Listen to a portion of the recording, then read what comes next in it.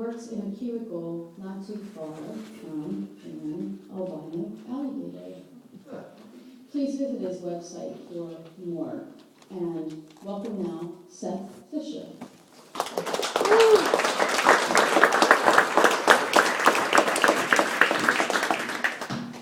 Thank you guys very much for coming out tonight, and thank you for having me here.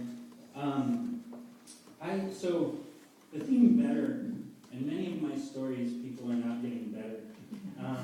So I went back to an essay I actually wrote, and I haven't read for something like 3 years now, and it's called A Pale Gray Suit. And I'm going to read a little bit of the last part of it. I need to set it up a little bit. Back in 2004, I was working for a congresswoman in Palo Alto, and as part of that job, I was asked to bring a congressional certificate of citizenship to a Marine citizenship ceremony. Many people don't know that many Marines and other members of the armed forces are foreign citizens, and he had been hit by an IED near the Syrian border. He had traumatic brain injury.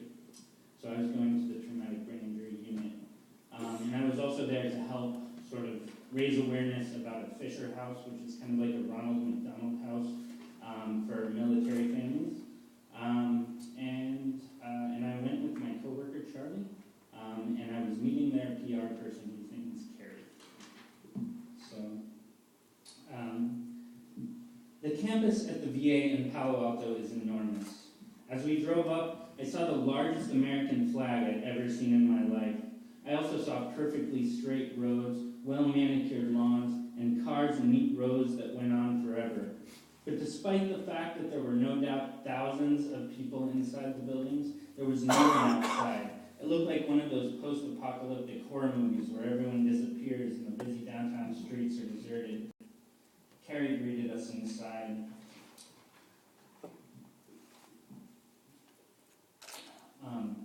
Neither of you are sick, are you? Carrie asked. No, ma'am, Charlie answered. Good. We walked into the room where the ceremony was taking place. I looked around and smiled. I didn't want to smile. I saw kids. Carrie was right. They were kids. A dozen kids who couldn't have been older than 25. Some were missing pieces of skull. Others were missing ears. Still others were missing noses. It was real.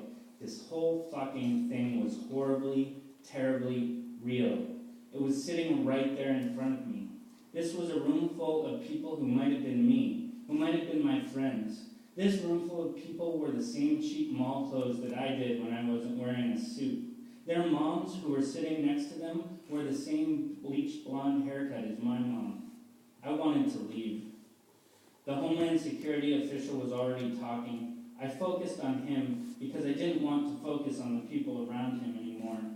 He stood about 6 feet tall, and after I heard him talk for 10 seconds, I wanted to punch him in the face.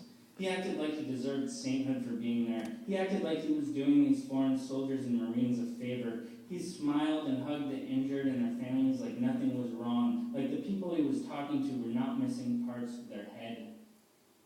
I was just up in a chopper over Kabul, and it was such a proud moment. His smile was so broad, I thought about stuffing a dirty Kleenex I had in my pocket into his mouth. What right did anyone who worked for the government have to smile in this room? I was still smiling. Like me, it was his job to smile. I wanted to run out of the room, to quit working for the government immediately. My legs wouldn't move. I thought you couldn't give citizenship overseas, the woman asked him. No, they just changed the rules. I've been over in Afghanistan giving citizenship to all the men and women over there, right before they go in, up in the choppers. The man began the ceremony, but I didn't pay attention. I couldn't look at the people who might have been my friends anymore. I couldn't look at the woman who might have been my mother. I started sweating. I couldn't breathe. I couldn't swallow. Their families sat next to them, holding them, smiling. The Marine getting his citizenship looked proud. His girlfriend held his hand. I remember thinking about everything in that room but what was important. There was muffin and coffees and soda on the table behind the Homeland Security guy. The ceiling seemed really low. I had to make a speech honoring the Marine in about 30 seconds. And then I did something shameful. I handed the certificate to Charlie. Can you do it? He took one look at me and nodded. And then I really left. My body standing in its pale gray British suit remained, but I don't remember anything else that happened in that room. When it ended, Charlie and I tried to make a quiet exit. Before we could get out, Carrie caught up with us. Great speech. She shook his hand, smiling. Come with me, guys. I want you to meet Eric. Who's Eric? We asked. I walked with her, coming back to my body. The room was behind us. I took in the smell of bleach and soap and antibiotic hand rinse. Eric's wonderful. He's helping out with trying to raise awareness for the home, for everyone's families. He's one of the only guys who will talk to the press. They don't like talking to the press, I asked, probably stupidly, because then I thought about it. They don't want people here taking pictures of them, really. They don't want to be used as monsters. But the thing is that nothing works better than taking pictures for raising money. Eric always talks about being the best monster he can. That's brave, I said. Carrie just looked at me. And then, when we walked into the room where Eric was, the first thing I did was turn Lance Corporal Eric Vargas into a monster. Lance Corporal Eric Vargas's working eye is sunk into his head, like a little black hole in his skull. His left eye is permanently shut. The left side of his cranium is slightly higher than the right.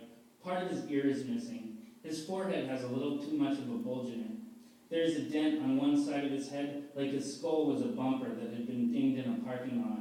His open eye is filled with a mix of something like the false hope one sees in the eyes of newly recovered alcoholics and pain. The pain one must feel when starting to realize that you are no longer the same person with the same hopes and aspirations and abilities you once had. You're still alive, but part of what you were before has died. No, that's not it. I'll tell you about him, but I should also tell you that it's not him. I had to replace Lance Corporal Vargas with another because he isn't real. He's a composite of several different Marines and soldiers I met while working for the Congresswoman. I have to do this for legal reasons. I have to do it for moral reasons. I have to do it because I don't want to make anyone a monster. Lance Corporal Eric Vargas is horribly disfigured by war. But that's not what's important about Lance Corporal Vargas. What's important about Lance Corporal Vargas is his right eye. You see, it remains open, and with it, he can look at people. It took him a long time in physical therapy to be able to walk again, to be able to hear again, but it took him the longest to be able to see again. It took 4 different surgeries, but they were able to save his right eye. Carrie had told him why I was there, and because of that, when he looked at me, even though I was at most 3 years older, I think he saw someone who could help him. Someone who could help all the poor kids in the TBI unit. Kids who came from El Paso and San Bernardino and Nevada City and Portland, and yes, even here in Palo Alto, who wanted their families to be there to help them make it through this. I think he saw someone who might be able to do what little could be done to make their lives better. And then I did the cruelest thing I could have done. I teared up. My tears were proof he was a monster. To Eric, they were proof that he was doing his job. I was another one of those people who needed to see a monster before we would learn to help. I needed to see a monster to see how terrible this war was. I shook his hand. I'm Seth Fisher from your Congresswoman's office. Please let me know if there's anything I can do to help. He just looked at me. Well, you know about the Fisher house, he asked?